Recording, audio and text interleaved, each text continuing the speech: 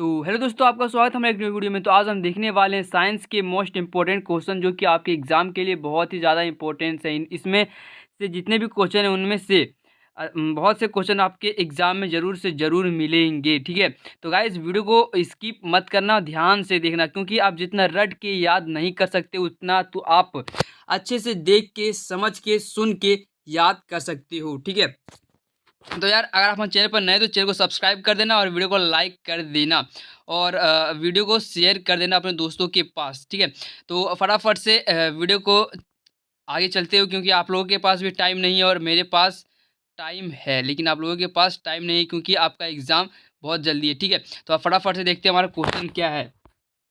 तो यहाँ पे हमारा पहला क्वेश्चन है कि त्वरण का एसआई मात्रक क्या होता है। SI unit of acceleration is. आपको ध्यान में रखना है कि ये क्वेश्चन वेरी वेरी इंपॉर्टेंट है। तो इसका आंसर हो जाएगा हमारा त्वरण का एसआई मात्रक होता है मीटर प्रति सेकेंड स्क्वायर। ठीक है, मीटर प्रति सेकेंड स्क्वायर। आपको कंफ्यूज में नहीं होना, क्योंकि यहाँ पे मीटर भी दिया है, मीटर सेकेंड दिया है, मीटर स्क्वायर पर सेकेंड स्क्वायर दिया हुआ। तो आपको कंफ्यूज नहीं होना, आपको मानना मीटर प्रति सेकेंड स्क्वायर। वेग में परिवर्तन की दर, ये भी बहुत इंपॉर्टेंट क्वेश्चन है। वेग में परिवर्तन की दर क्या कहलाती है? तो वेग में परिवर्तन की दर त्वरण कहलाती है।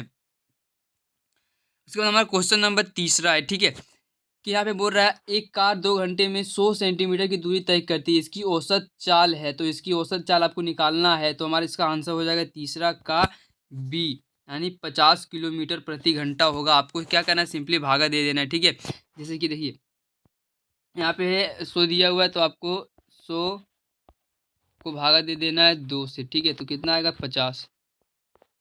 50 किलोमीटर प्रति घंटा आंसर आ जाएगा। ठीक है, उसके बाद यहाँ पे हमारा क्वेश्चन नंबर 4 है कि 2 kg द्रव्यमान वाली वस्तु को 5 मीटर प्रति सेकेंड स्क्वायर की दर से त्वरित करने में कितना बल की आवश्यकता होगी। कितना बल की आवश्यकता होगी? तो हमारा 4 का हमारा आंसर हो जाएगा बी। ठीक है, यानी 10 न्यूटन। आपको क्या करना है, इसमें सिंपली आपको इंटू कर देना है।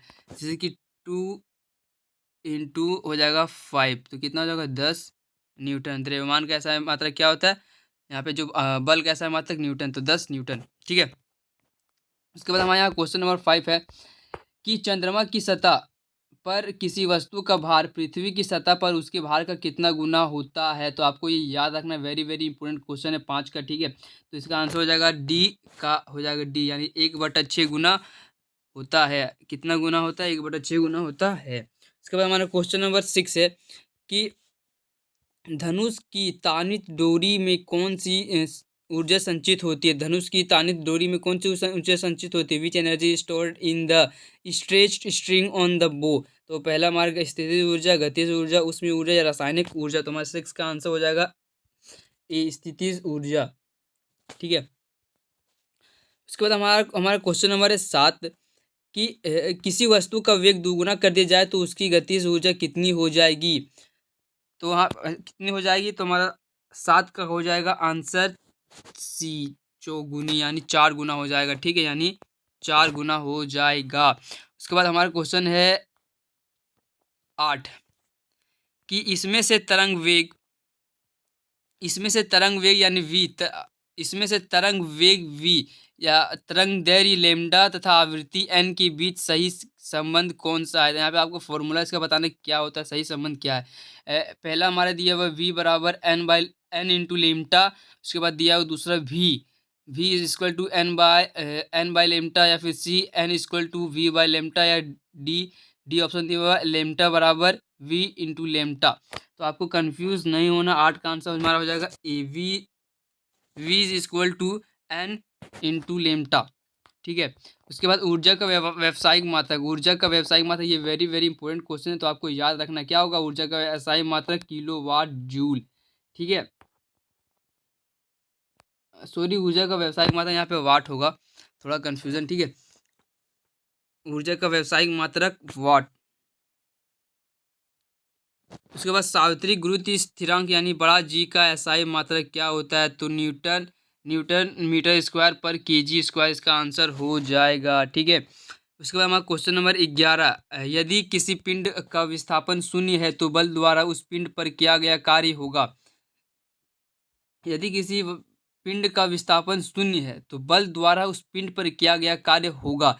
यहाँ पे दिया है ऑप्शन 0 जूल या 1 जूल या 2 जूल या 9.8 जूल। तो 11 का हमारा आंसर हो जाएगा ए यानी 0 जूल। निम्न में से किसका जड़त्व अधिक है? तो यहाँ पे जो सबसे ज़्यादा भारी होगा उसी का जड़त्व सबसे अधिक। तो साइकिल, कार, बस, रेलगाड़ी। यहाँ पे किसका घनत्व सबसे ज़्यादा होगा अधिक? तो रेलगाड़ी का।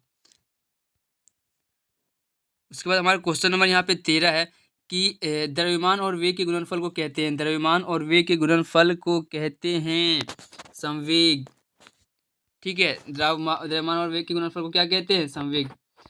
ध्वनि तरंगे होती हैं। ऑप्शन हमारा अनुप्रस्थ तरंग, अनुदैर्ध्य तरंग या ए और बी दोनों या इनमें से कोई नहीं। तो ध्वनि तरंगे होती हैं अनुप्रस्थ तरंग। ठीक है, sound waves are transverse wave. उसके बाद हमारा क्वेश्चन नंबर 15 है कि ये वेरी वेरी इंपॉर्टेंट है। सामान्य मनुष्य के कानों के लिए श्राव्यता प्राप्त कितनी है? तो 20 से 20,000 हर्ट्ज तक। ठीक है, तो देखिए ऑप्शन हमारा एक ए सही हो जाएगा पहला। उसके बाद क्वेश्चन नंबर 16 है, स्टील का जहाज पानी पर नहीं डूबता है लेकिन स्टील की कांटे पानी में डूब जाता है। इसका है गुरुत्वाकर्षण या उत्प्लावन या घर्षण या इनमें से कोई नहीं। तो 16 का हमारा आंसर हो जाएगा बी, उत्प्लावन। ठीक है, उसके बाद क्वेश्चन नंबर 17 है कि संवेग परिवर्तन की दर समानुपाती होती है। संवेग परिवर्तन की दर समानुपाती होती है जड़त्व के, आरोपित बल के, त्वरण के या इनमें से कोई नहीं। तो 17 का आंसर हो जाएगा बी, आरोपित बल के। उसके बाद में क्वेश्चन नंबर 18 है, तत्व एक उदाहरण है। तत्व का एक उदाहरण है वायु, पानी, नमक या ऑक्सीजन। तो तत्व का एक उदाहरण क्या हो जाएगा? ऑक्सीजन। उसके बाद हमारा क्वेश्चन नंबर 19 है। ठीक है, एक मोल बराबर होता है, ये आपको याद रखना, ये वेरी वेरी इंपॉर्टेंट क्वेश्चन। एक मोल बराबर होता है तो ऑप्शन दिया हुआ 6.022 इंटू 10⁻23 कन या बी 6.022 इंटू 10⁻22 कन या 6.022 इंटू 10⁻21 कन या डी है हमारा 6.022 इंटू 10⁻20 कन। यहाँ पे आपको कंफ्यूज नहीं होना, इसका आंसर होगा ए। ठीक है, ये होगा आंसर 6.022 इंटू 10⁻23 कन। उसके बाद यहाँ पे दिया क्वेश्चन नंबर हमारा 20 कि ऑक्सीजन का सही इलेक्ट्रॉनिक विन्यास क्या? तो ऑक्सीजन का क्या कि परमाणु संख्या कितना होता है? 8। ठीक है, अगर हम इसको तोड़ेंगे कितना होगा? पहले में 2 और 6। ठीक है, 2 और 6 कितना हो जाएगा? 8। तो यहाँ पे इसका आंसर हो जाएगा यहाँ पे बी। ठीक है, 2 और 6 8। उसके बाद प्रतीक 12C से 12 से 6 कार्बन की द्रव्यमान संख्या बताइए। आपको इसका द्रव्यमान संख्या बताना है। तो यहाँ पे दिया हुआ है ऑप्शन में 6 और 12, 18 या 10। यहाँ पे हमारे 21 का आंसर हो जाएगा बी, 12। ठीक है, 12। उसके बाद यदि किसी तत्व का परमाणु क्रमांक ए तथा परमाणु द्रव्यमान जेड है तो उसके परमाणु में उपस्थित न्यूट्रॉन की संख्या होगी। तो यहाँ पे हमारा ऑप्शन दिया हुआ ए में ए, बी में दिया हुआ ए प्लस जेड, सी में ए माइनस जेड, डी में जेड माइनस ए। तो हमारा 22 का आंसर हो जाएगा सी यानी ए माइनस जेड। उसके बाद यहाँ पे हमारा क्वेश्चन नंबर 23 दिया हुआ है कि किस अवस्था में अणुओं की ऊर्जा अधिकतम होती है। तो किस अवस्था में अणुओं की ऊर्जा अधिकतम होती है? तो 23 का हमारा आंसर हो जाएगा सी यानी गैस। ठीक है, गैस की ऊर्जा अधिकतम होती है गैस। उसके बाद यहाँ पे दिया हुआ है क्वेश्चन नंबर 24 10 डिग्री सेल्सियस तापक्रम बराबर है किसके बराबर है? तो 200। यहाँ पे हमारा 24 का आंसर हो जाएगा बी। ठीक है, 283 केल्विन, 283 केल्विन। इसके बाद हमारा क्वेश्चन नंबर 25 है, निम्नलिखित में से कौन मिश्रण है? तो निम्नलिखित में से कौन मिश्रण? चांदी, हाइड्रोजन, जल या वायु। तो 25 का आंसर होगा डी, वायु। वायु तो मिश्रित है, उसमें से बहुत सारे कण मिले हुए रहते हैं। तो हमारा उसके बाद क्वेश्चन नंबर 26 है कि सी आई आयन में संयोजकता इलेक्ट्रॉनों की संख्या है। Number of value electrons in C I iron R. तो हमारा ऑप्शन है 16, 8, 17 या 18। तो हमारा 26 का आंसर हो जाएगा बी। ठीक है, 8। उसके बाद हमारा क्वेश्चन नंबर 27 है जो ये बहुत ही ज़्यादा इंपॉर्टेंट क्वेश्चन है। ठीक है, रदरफोर्ड का अल्फा कण प्राकीर्णन प्रयोग किसकी खोज के लिए उत्तरदायी था? तो ये हमारा परमाणु केंद्रक, इलेक्ट्रॉन या प्रोटॉन या न्यूट्रॉन। तो यहाँ पर 27 का हमारा आंसर हो जाएगा ए, परमाणु केंद्रक। ठीक है, उसके बाद हम देखते हैं क्वेश्चन नंबर 28 की 0.5 मोल H2O का द्रव्यमान होगा, इसका आपको द्रव्यमान निकालना है। 0.5 मोल का H2O का द्रव्यमान होगा। तो हमारा ऑप्शन दिया हुआ 18 ग्राम, 9 ग्राम या 5 ग्राम या 1.8 ग्राम। तो हमारा 28 का आंसर हो जाएगा बी, यानी 9 ग्राम। ठीक है, उसके बाद हमारा क्वेश्चन नंबर 29 है कि निम्नलिखित में कौन कपड़ा गर्मियों के समय में अधिक आरामदेह होता है। तो गर्मियों के समय में कौन कपड़ा आप ज़्यादा अधिकतर बोलता है कि कौन सा कपड़ा पहने, तो सूती। तो सूती का कपड़ा, ये वेरी वेरी इंपॉर्टेंट क्वेश्चन है 29 का। उसके बाद क्वेश्चन नंबर 30 है, नीतीश निम्नलिखित मिश्रणों में से विलयन की पहचान करिए। यहाँ इसमें आपको विलयन पहचानना है। तो ऑप्शन में हमारा मिट्टी, समुद्री जल, कोयला या वायु। तो हमारा 30 का आंसर हो जाएगा बी, यानी समुद्री जल। उसके बाद हमारे क्वेश्चन नंबर 31 है, जो कि बहुत ज़्यादा इंपॉर्टेंट है। कैनाल किरणें किसका किरण पुंज है। तो प्रोटॉन, इलेक्ट्रॉन, न्यूट्रॉन या अल्फा कण। तो हमारा 31 का आंसर हो जाएगा ए, प्रोटॉन। कैनाल किरणें किसका किरण पुंज है, तो प्रोटॉन का। उसके बाद हमारा क्वेश्चन नंबर 32 है कि किसी तत्व के परमाणु में 18 न्यूट्रॉन तथा 17 प्रोटॉन है, तत्व का परमाणु द्रव्यमान होगा। तत्व का परमाणु द्रव्यमान को निकालने के लिए सिंपली आपको क्या करना है, एन प्लस, एक सेकेंड, एन प्लस पी को जोड़ देना है। तो एन हमारा कितना है, 18 प्लस 17 कितना हो जाएगा, आप अगर इसको जोड़ेंगे तो 35। ठीक है, तो यहाँ पे इसका आंसर हो जाएगा 35, यानी ए, ऑप्शन नंबर ए हमारा सही हो जाएगा। उसके बाद यहाँ पे दिया हुआ सोडियम का सही इलेक्ट्रॉन विन्यास निम्न में से कौन सा है। सोडियम का कितना होता है, 11। यहाँ पे कितना है, 2 और 8, तो 2 और 8 ये हो जाएगा 10, ये गलत। उसके बाद 2 ये भी गलत, क्योंकि दूसरे में 1 नहीं होता है, दूसरे में 8 होता है, दूसरे कक्ष में। तो यहाँ पे दिया हुआ ये भी गलत, ये हमारा हो जाएगा सही, डी का। ठीक है, 2 और 8 10 और 1 11। उसके बाद हमारा क्वेश्चन नंबर 34 है कि 1.8 ग्राम H2O में अणुओं की संख्या है। 1.8 ग्राम में अणुओं की संख्या है। तो यहाँ पे ऑप्शन हमारा है 6.022 into 10 to the power 20, B है 6.022 इंटू 10 to the power 23, या 6.022 इंटू 10 to the power 21, या 6.022 इंटू 10 to the power 22। तो 34 का हमारा आंसर हो जाएगा डी का सही। उसके बाद हमारा क्वेश्चन नंबर 35, आत्महत्या की थैली किसे कहते हैं। यार ये वेरी वेरी इंपॉर्टेंट क्वेश्चन, ये बहुत बार एग्जाम में आ चुका है और अभी भी इस एग्जाम में भी आने का चांस है। आत्महत्या का थैली कहलाता है लाइसोसोम, आपको याद रखना है। The suicidal bag is lysosome. 36 का आंसर, कोशिका का पावर हाउस, यानी power house of a cell is. तो यहाँ पे ऑप्शन माइटोकॉन्ड्रिया, गोल्गी उपकरण, या लवण, या राइबोसोम। तो ये वेरी वेरी इंपॉर्टेंट क्वेश्चन है। तो 36 का हमारा आंसर हो जाएगा A, mitochondria. Power house of a cell is mitochondria. उसके बाद ट्रेकिड्स कहाँ पाए जाते हैं। यार ये भी very very important question, tracheids कहाँ पाए जाते हैं। ऑप्शन हमारे जाइलम, फ्लोएम, वसीय ऊतकों में, पेशिया में। तो 37 का हमारा आंसर हो जाएगा ए, जाइलम में। ट्रेकिड्स कहाँ पाए जाते हैं, जाइलम में। मलेरिया का रोग वाहक है, मलेरिया का रोग वाहक कौन है। या तो क्या है, मच्छर, मच्छर से ही होता है हमें मलेरिया। उसके बाद ओजोन गैस पाई जाती है। ओजोन गैस कहाँ पाई जाती है, क्षोभ मंडल में, आयन मंडल में, समताप मंडल में, या बाह्य मंडल में। तो ओजोन गैस कहाँ पाई जाती है, तो 39 का हमारा आंसर हो जाएगा सी, यानी समताप मंडल में ओजोन गैस पाई जाती है। उसके बाद हमारा क्वेश्चन नंबर 40, पौधों द्वारा संश्लेषित पदार्थ कहलाते हैं। पौधों द्वारा संश्लेषित पदार्थ क्या कहलाते हैं, जैव रसायन।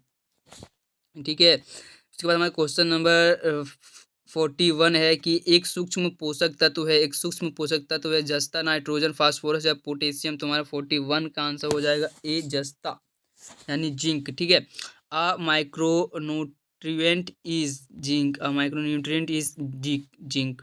उसके बाद हमारा क्वेश्चन नंबर 42 है, पादप और जंतु कोशिका में प्रमुख अंतर है। यहाँ पे आपको पादप और जंतु कोशिका में अंतर बताना है।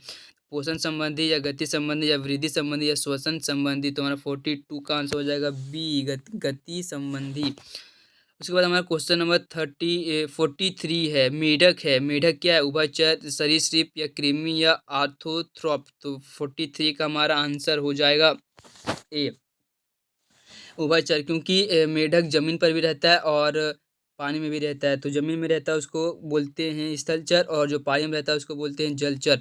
तो मेढक दोनों जगहों पे रहता है, तो इसको बोलेंगे उभयचर।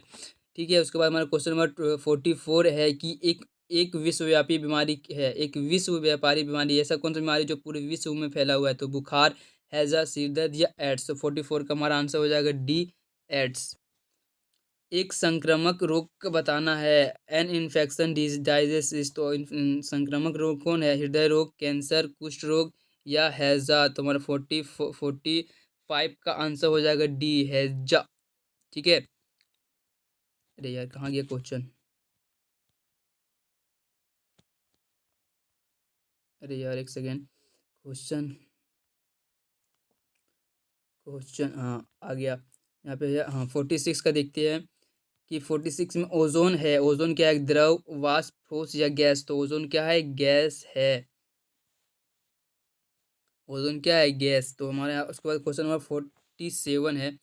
47 में दिया है कि ईडीबी क्या है? ईडीबी क्या है? धूमक, उर्वरक, हार्मोन या प्रतिजैविक। तो हमारा 47 का आंसर हो जाएगा ए, धूमक।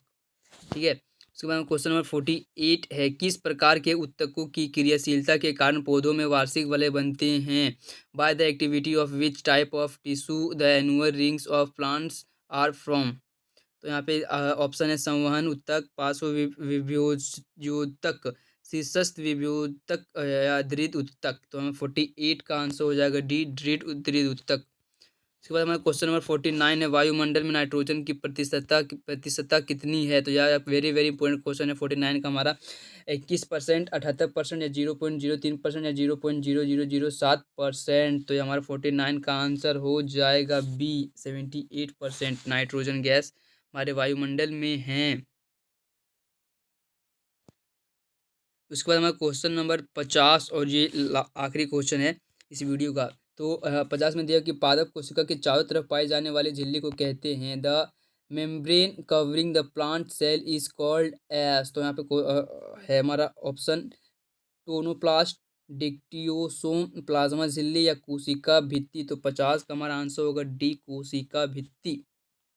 ठीक है गाइस, तो यहाँ पे हमारा 50 ऑब्जेक्टिव क्वेश्चन हो चुका है। ठीक है, कंप्लीट। मिलते हैं फिर से एक न्यू वीडियो में, तब तक के लिए जय हिंद, जय भारत। आई होप आप लोग का एग्ज़ाम अच्छा गया होगा, पहले हिंदी और इंग्लिश का, और आप साइंस का भी एग्ज़ाम में धाकड़ मचा दीजिएगा। थैंक्स फॉर वॉचिंग गाइस, मिलते हैं फिर से एक न्यू वीडियो में।